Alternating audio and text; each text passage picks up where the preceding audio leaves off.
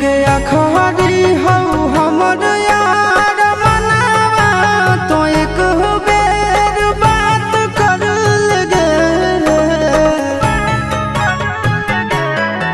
हगे अखबारी हो हमर यार मनावा तो एक बेर बात कर लगे।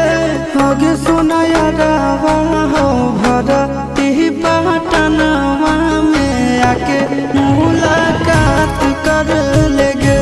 आगे सुना यारवा हो भरती पटनवा में आके मुलाकात कर लेगे। आगे चली जाइबौ छोड़ी के दुनिया विदाई अपने हाथ कर लेगे। आगे सुना यारवा हो भरती पटनवा में आके मुलाकात कर लेगे। आगे सुना यारवा हो भरती पटनवा में आके मुलाकात कर लेगे।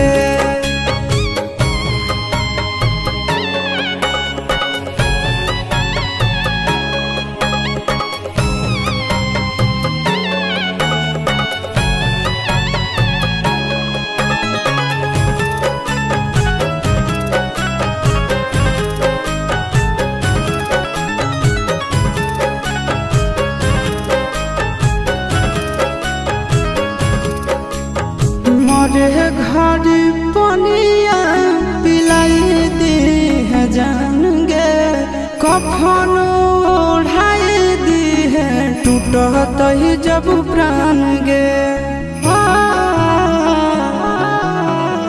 मरे घर पनिया पिलाई दी है जान गे। कफन ओढ़ाई दी है टूटत ही जब प्राण गे। हगे हमारा से तोरा जाती प्यार होता भेंट साथ छात कर लगे। हगे सोना यारवा हो भरती पटनवा में आके मुलाकात कर लेगे। हगे सोना यारवा हो भरती पटनवा में आके मुलाकात कर लेगे।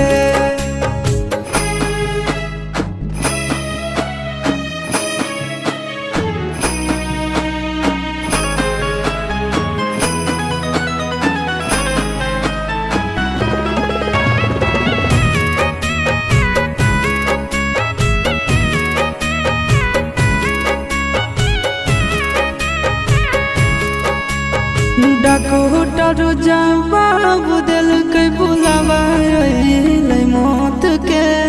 देखी के चेहरा जानू चल जाई है लौट के।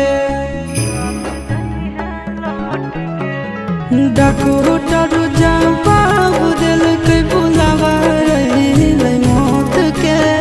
देखी के चेहरा जानू चल जाई है लौट के।